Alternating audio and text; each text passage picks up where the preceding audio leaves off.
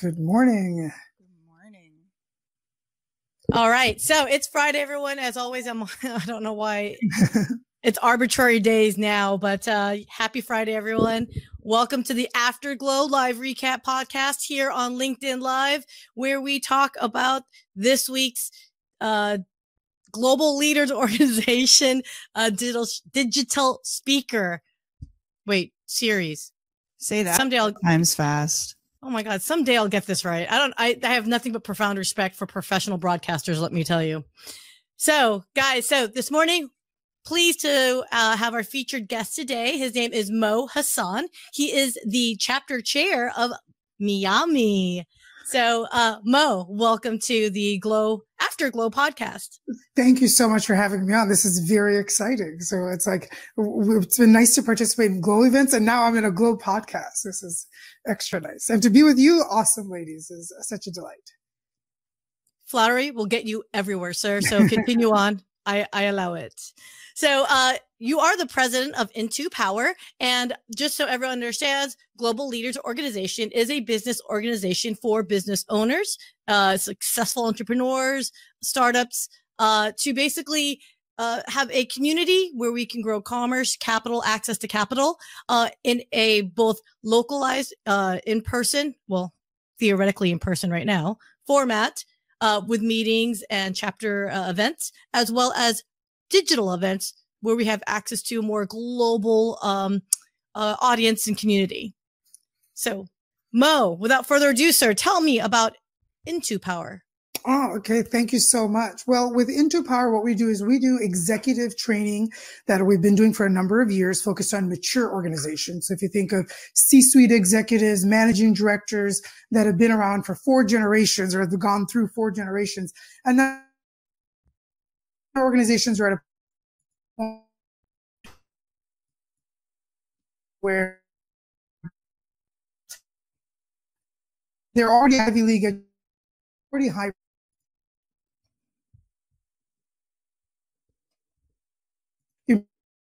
And so executive training for a number of years, and now we're making a shift and we're introducing training on happiness, and it'll be happiness in the workplace as well as happiness in your community, and certainly happiness focused around entrepreneurs as well. So that's what's coming up next for me.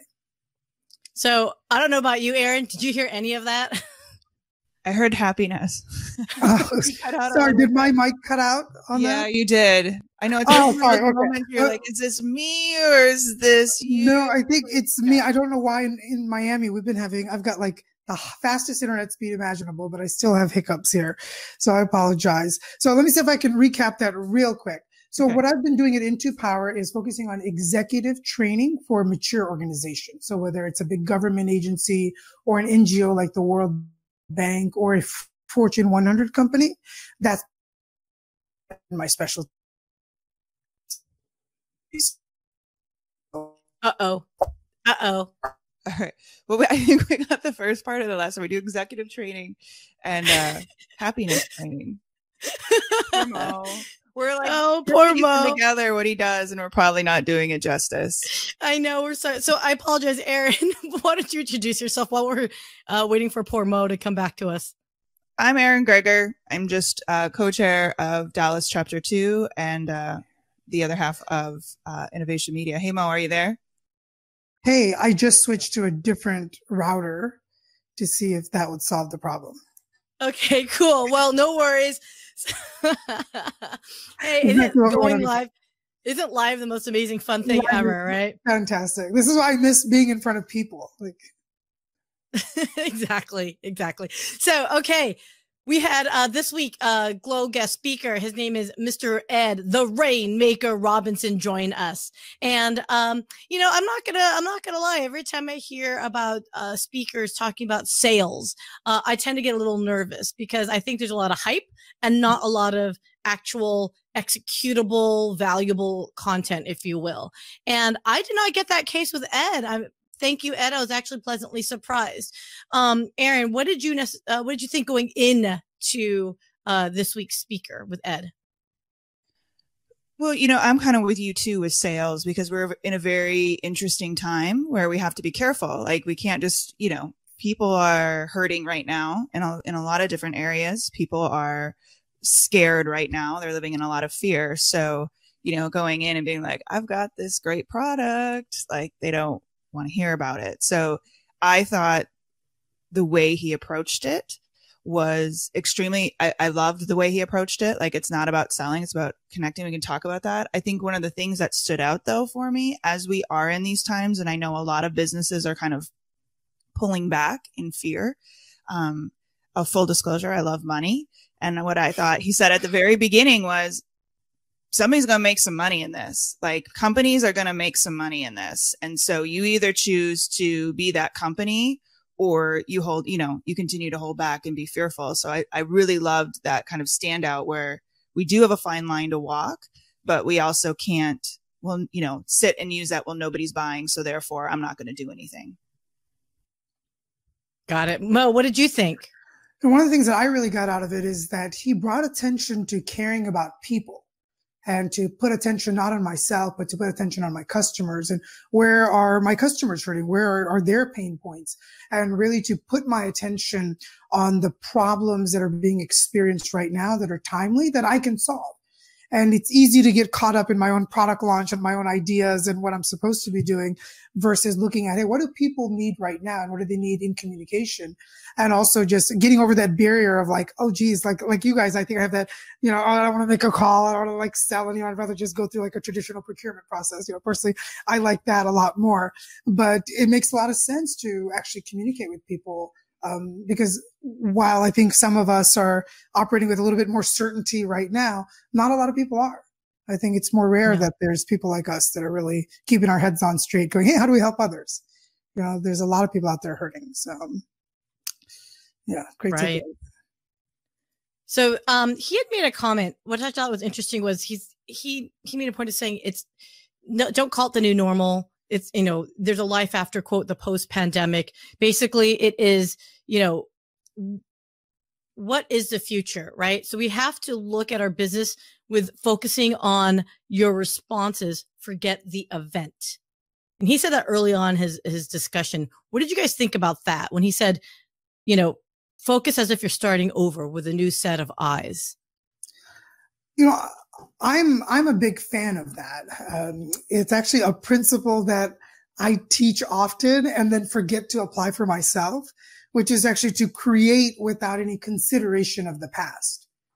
Because as soon as we bring in something from the past, there's some sort of attachment that we get, focused on in a viewpoint that has us not see what's actually going on in the here and now. And so I really love that. It was a great reminder to bring my attention to, okay, what is it right now that I can create, as opposed to being stuck to, oh yeah, we had this pandemic and we were trapped at home. And now I'm focused on how to deal with people trapped at home. And in reality, that's not the case anymore, right? Cities are opening up. So it'd be easy to put my attention on the wrong thing. So yeah, I thought it was such a great reminder to do that.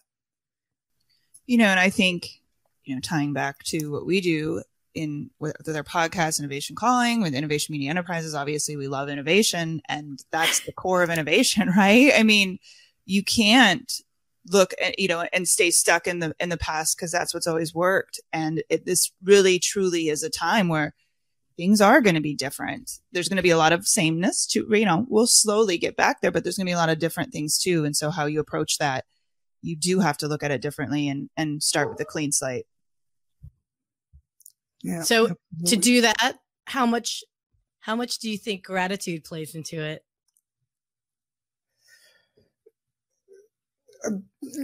That's a fascinating question. Because he mentioned that too, and I was like, "Oh, I wrote that down." I'm like, "Oh, are we grateful?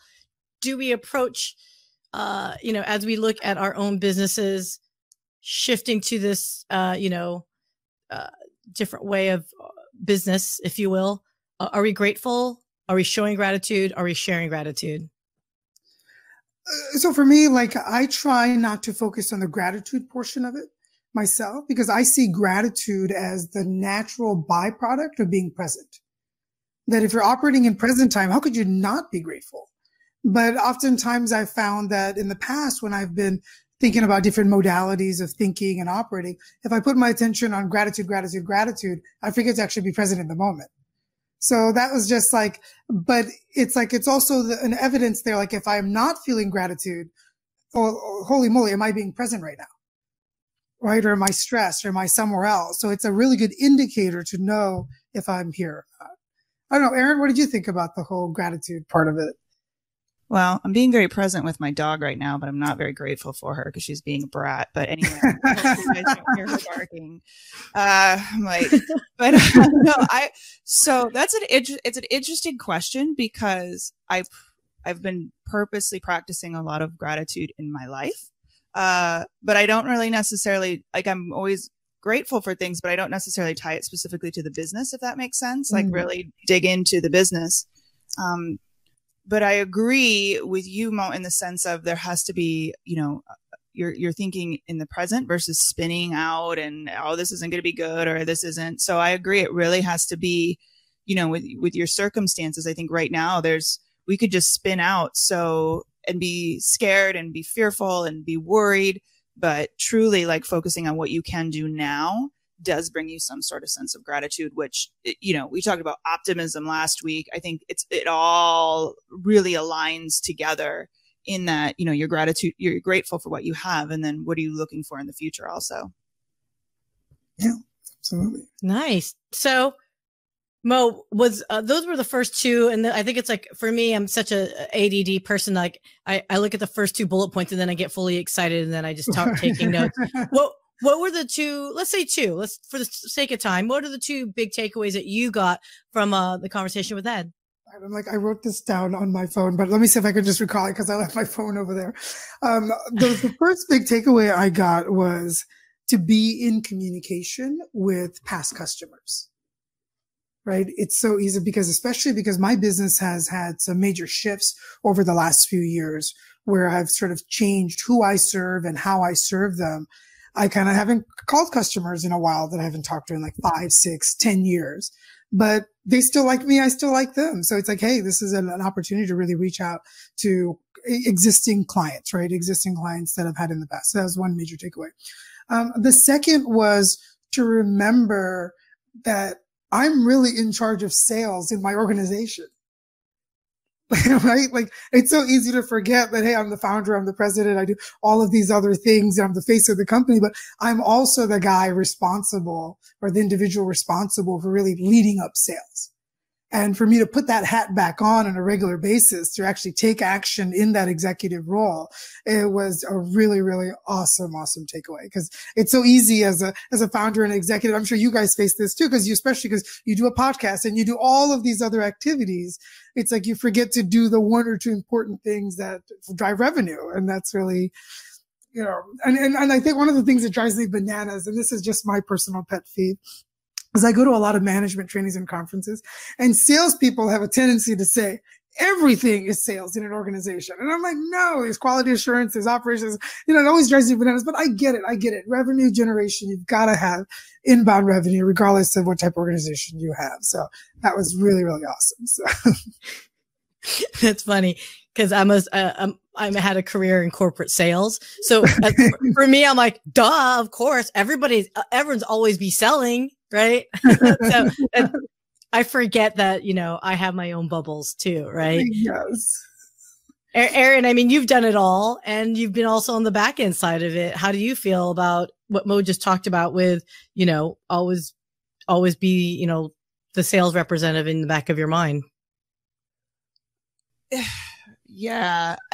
So I think you have to think that way though, because a lot of people, I see what you're saying. Like you don't want the QA team selling for you. No.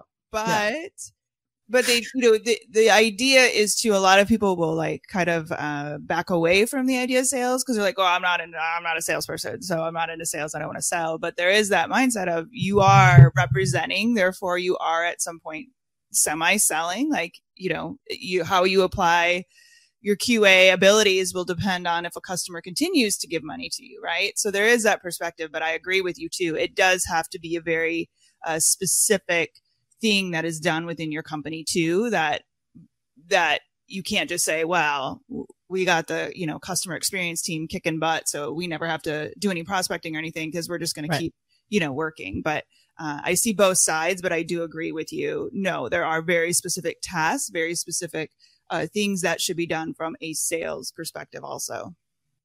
So it's funny. So we have a GLO member, Leslie Flores from Moments by Design. She actually added, always be closing.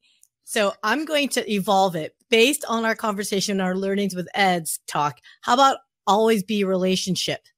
ABR instead, because we're not selling it to our clients, right? It's not about closing clients, though that's the, hardcore, Gordon Gekko mentality. It's always be developing your relationship, right? Do you agree or disagree with that? So here's the deal though. And this is where I'll speak from where I make my own mistakes. Sometimes you do have to be closing, like not just relationship, because sometimes people really love you and you have a great relationship, but they still don't know how they can do business with you. And you do have to you have to be specific and not be like, hey, let's have coffee. I want to sell you. But there is a line too that a relationship sometimes is just not enough. And you do have to sometimes input the hard, I don't want to be cheesy, but sometimes you can't be too ambiguous, because they do need to know how to do business with you. I don't know, Mo, if you agree or disagree with that. So I'm going to share a funny story, because early on in my career, I thought it would be important to learn sales because everybody I knew said, hey, you should really learn sales. I learned the Tom Hopkins methodology and the Zig Ziglar methodology. And, I'm also maybe aging myself a little bit, but I learned all this stuff and I became a monster at sales. And I remember owning a home improvement company, and I sat down with this little old lady who was a widow, and she was just buying through windows. And back then what we'd do is really pitch a high retail price, do a significant price drop, and then negotiate. I gave her the high retail price and she said, I'll take it. Oh. And I couldn't sleep that night. And I gave her like every extra you could imagine. Within a month, I sold my shares of the company and I left. Oh. And what I discovered about myself was I had developed communication abilities to close pretty much anyone on anything. And it's actually a very dangerous set of tools. Because in business, it's resulted in me things like landing customers I don't like, right? Or doing things because I can.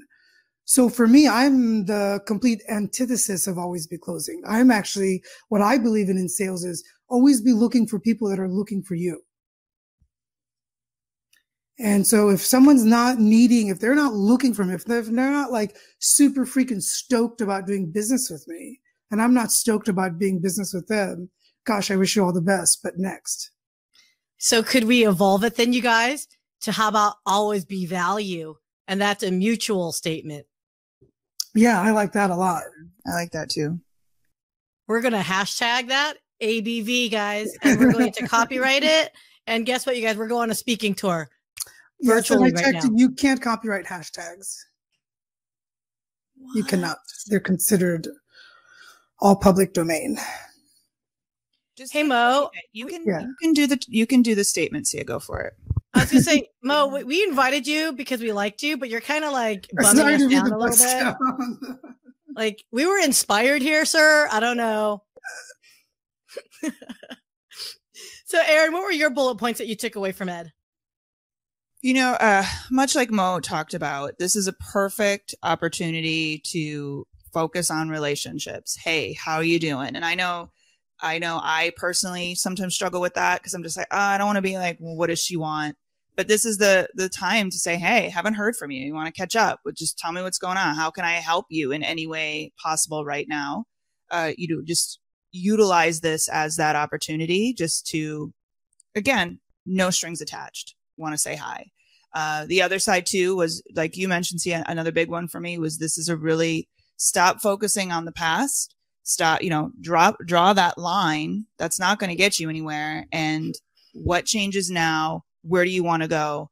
And how do you exactly do that? Doesn't matter what happened before. How do you do that? Those were two of my big takeaways from it.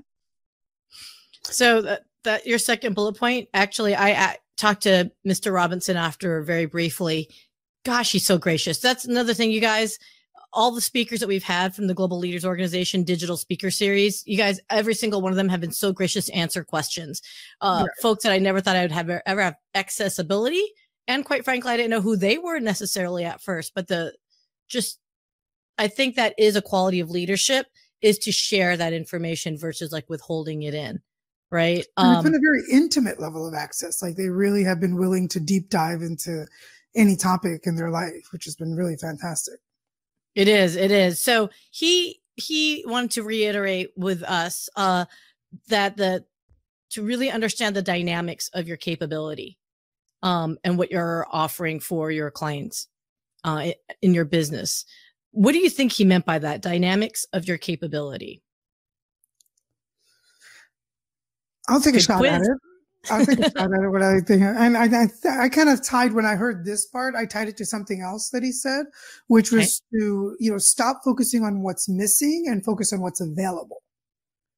And so when I think about like the dynamic range of my capabilities, it's like, oh yeah, of course I have more than one skill set.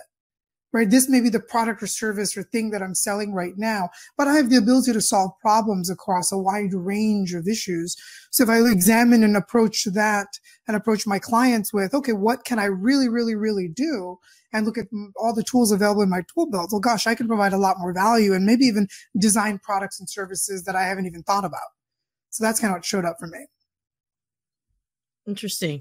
That's very interesting because I don't even think of it like that way. And I have to write that down now. Erin, what about you?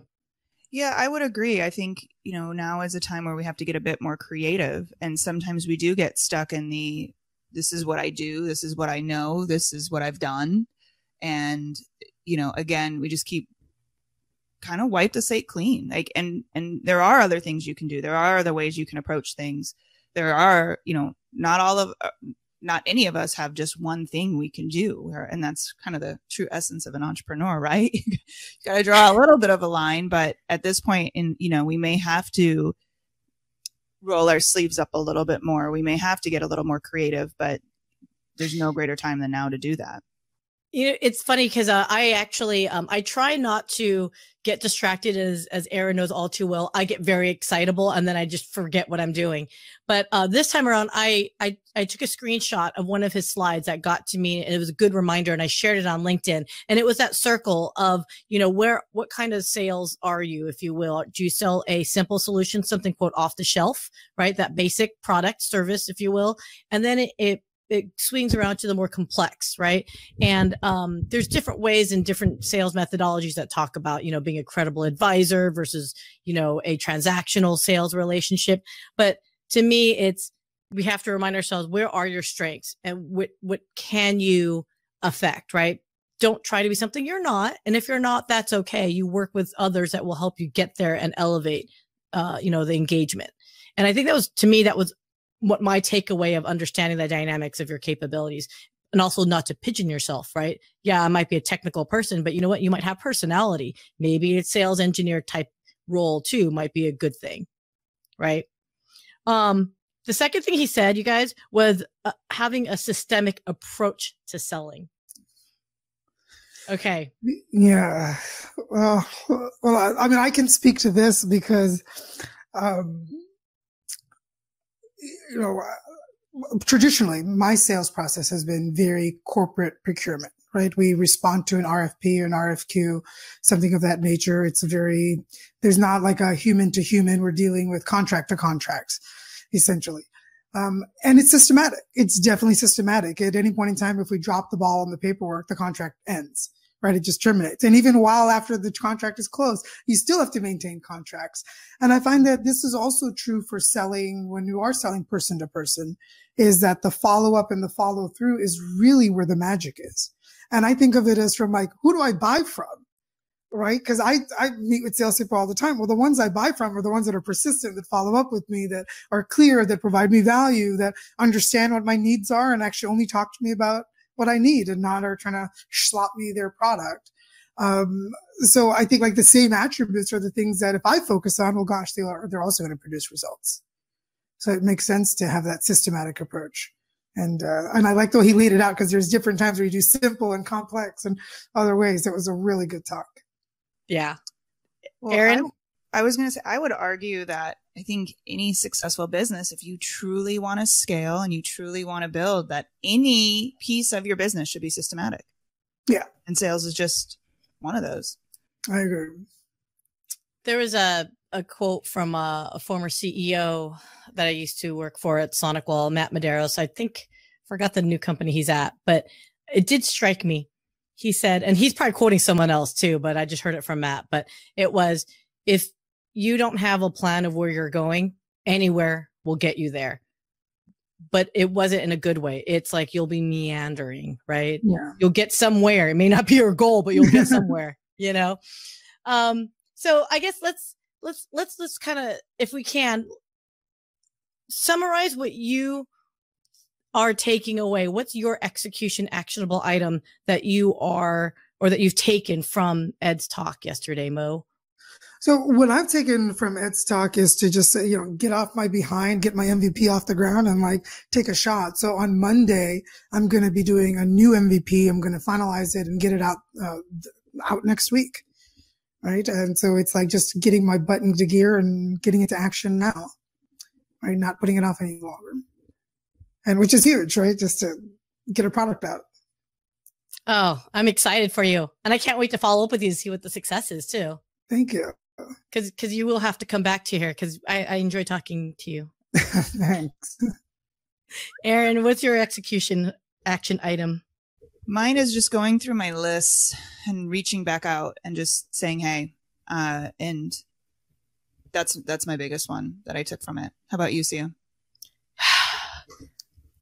Gotta tell you, it goes back to the dynamics of our capabilities and understanding how we position ourselves and how in the broader context, how we can further help identify the needs to be more valuable to the client. And since Erin and I have a pretty good meeting this afternoon, I'm going to try to apply that and make sure they understand that I'm not doing an off the shelf discussion, if you will, that there's actual broader value that we're identifying and bringing to them to solve their business need and challenge.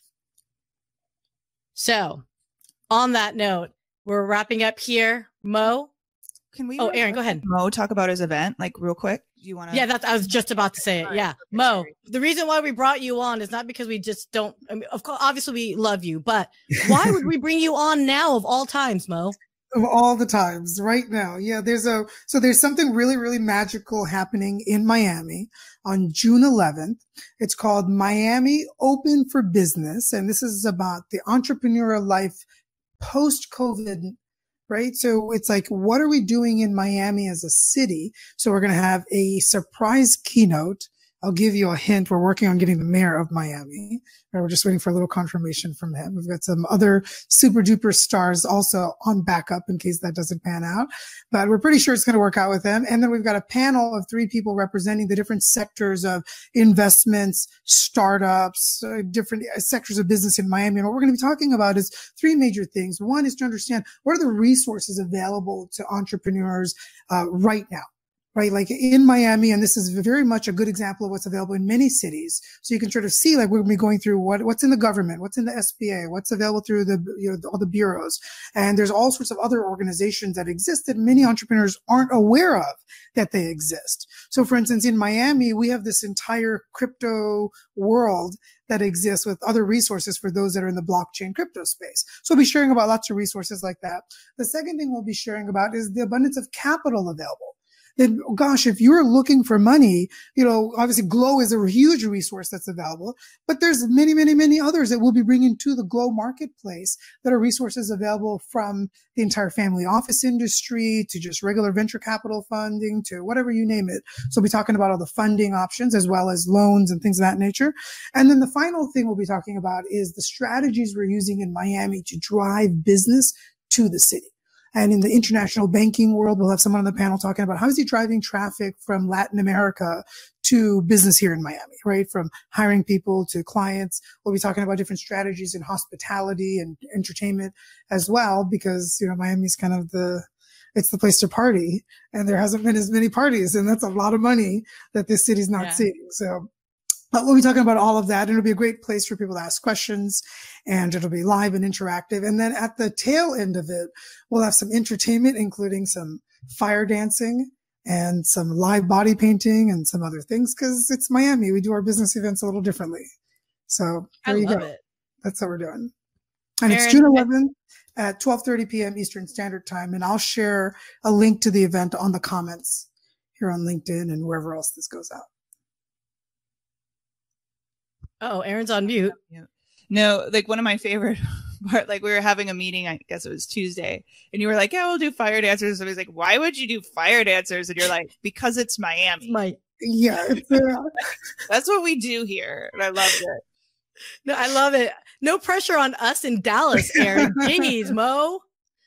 But there's some people, like they would just be like, what is happening? But very good. We need some Miami and Dallas. I'll tell you that much. True. So, Erin, what are your parting thoughts, if you will, on Ed's session this week? You know, I guess I keep going back to it. I keep saying the same thing, but it's not about selling. Like, don't focus on selling, but this is a great time to reconnect. You know, people need connection right now more than ever. So it's just reach out to those old customers, the people who were almost potential customers and kind of went away. And hey, not about, are you going to buy, but hey, just wanted to see how you're doing. Is there anything I can help you with? And, you know, make that a goal of doing that so many times a day, and just, you know, no results expected. Just continue forward with that. See what it does. Exactly. Well, on that note, guys, for those that are trying to understand what the heck does AFTERGLO mean, we are the chairs in our respective cities. Mo is the chair of Miami. And Erin and I are the co-chairs here in Dallas. We do a recap of the digital speaker series that Global Leaders Organization puts on. If you'd like to learn more about Global Leaders Organization, aka GLO, go to withglo.com, withglo.com. And if you're looking at why would we do something like this, it's because we're Innovation Media Enterprises. We produce podcasts and consult for businesses. And Mo, one more time, tell me again with your company. So what we do at Intupower is we're launching our new product called Happy Works, and it's happiness training for enterprises, businesses, teams, and entrepreneurs. And if you want to get a hold of you, how do we get a hold of you, sir? I'm available on LinkedIn or Instagram as the Mo Hasan. And if you could watch some of my talks on YouTube, I've given 2 various TEDx talks on 2 different topics and a couple of other things. So kind of easy to find. Excellent. And Erin, if someone wants to get a hold of Innovation Media Enterprises and learn about this whole podcasting thing, where do they go? They should go to innovationmediaenterprises.com. Excellent. And of course, you'll see Erin in our profiles on LinkedIn as well. Everyone, thank you so much for your time. As always, so much fun. I guess let's just wrap that up for another episode of the AFTERGLO live recap podcast show. Thank you. Bye, guys. Bye.